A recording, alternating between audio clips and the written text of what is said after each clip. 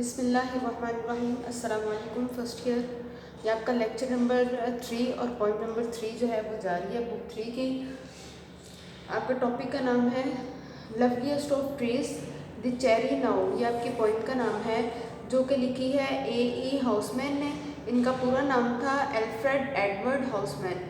Point के बारे में बहुत आपके बुक में भी इंफॉर्मेशन दी गई है, बाकी आपको कुछ मैंने यहाँ पर बता दिया है कि वो बोर्न हुए हैं, कब पैदा हुए, मार्च 26, 1859 यूके में।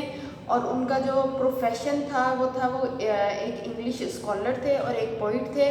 और उनकी डेथ हुई है अप्रैल 30, 1936 में। अब आपको इस पॉइंट में से एक तो आएगा रेफरेंस टू कॉन्टेक्स्ट। पहले आप रेफरेंस लिखेंगे, फिर कॉन्टेक्स्ट लिखेंगे और उसके बाद फिर आप उसकी एक्सप्लेनेशन देंगे। अब पोइम है चूँकि ये तो आपको पता है इसके अंदर स्टेंजर्स हैं 1, 2, 3 इसके स्टेंजर्स हैं। रेफरेंस में आप बताएंगे जो भी स्टेंजा आ जाए, फर्स्ट आए, सेकंड आए या थर्ड आए, आपको पता चल जाए कि वो loveliest of trees the cherry now में से है। तो रेफरेंस आपको मैं बता चुकी हूँ कैसे करना है कि आप this stanza has been taken from the poem या these lines have been taken from the poem, उस पोइम का नाम लिखें और बाय जो राइटर का नाम है वो लिखें। उसके बाद कॉन्टेक्स्ट जो है उसके अंदर हम मेन आइडिया बताते हैं पूरी पोइम का। इस पूरी पोइम का मेन आइडिया जो है वो मैंने आपको हिंट्स में बताया है कि इसमें प्रेज ऑफ चेरी ट्री, जो चेरी के दरख्त हैं उनकी बहुत तारीफ की गई है। और क्यों कवर्ड विद वाइट फ्लावर्स, वो सफ़ेद फूल जो हैं उनके साथ ढका हुआ है, चेरी ट्रीज जो हैं वो ढके हुए हैं। और फिर उसके बाद है hopes to live 50 years more. Writer जो है इसमें उम्मीद करता है कि उसको 50 साल और जो है वो ज़िंदा रहना है और इन चीज़ों को एंजॉय करना है। और वो wants to see the beauty of nature, और वो कुदरत की इस खूबसूरती को जो है वो देखना चाहता है। ये इस पूरी पोइम का मेन आइडिया है। जब आप कॉन्टेक्स्ट लिखेंगे तो वो कोई भी स्टेंजा हो तो कॉन्टेक्स्ट उसका सेम ही होगा। एक्सप्लेनेशन अब हम देखते हैं। इस पोइम में बताया गया हर स्टेंजा में, पहले स्टेंजा में वो कहता है loveliest of trees the cherry now, कि वो जो चेरी के दरख्त हैं वो बहुत ही खूबसूरत हैं। अब is hung with Bloom along the बो, जो उसकी ब्रांचेस हैं, जो उसकी शाखें हैं वो फूलों के साथ लदी हुई हैं। And stands about the Woodland ride, और जो वो दरख्त है चेरी के दरख्त जो हैं वो जंगलात का जंगलात में घुड़सवारी का रास्ता है, उस रास्ते पे जो है वो खड़ा है।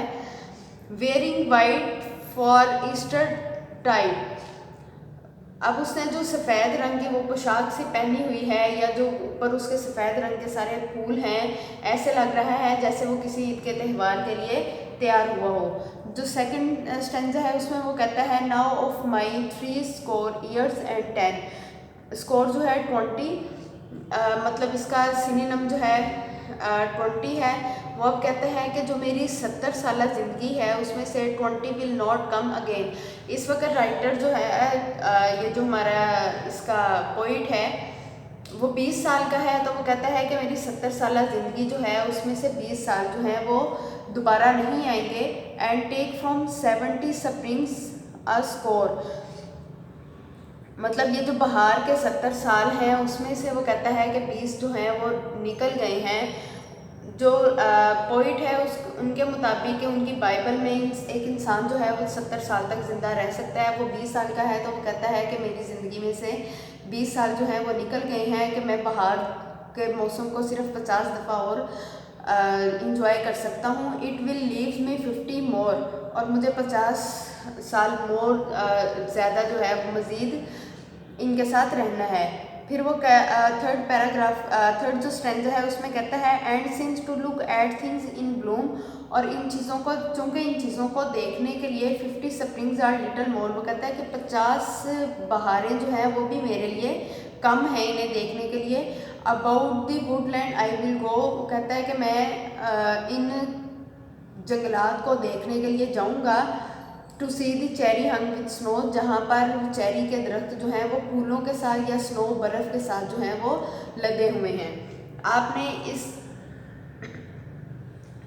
इसके जो होमवर्क आपने करना है, इसकी एक्सरसाइज जो है वो आपने खुद करनी है। उसके अंदर क्वेश्चन आंसर होंगे आपके पास, और चूज द करेक्ट आंसर होंगे या ट्रू फॉल्स होंगे। एक्सरसाइज आप खुद करेंगे। लेटर आप करेंगे, letter to brother advising him to give up smoking and pay heed to studies. और पेरो वर्ड्स जो हैं वो आप बी वाले जो हैं, जितने आपको पेरो वर्ड्स जो हैं वो दिए गए वो आप करेंगे। Thank you.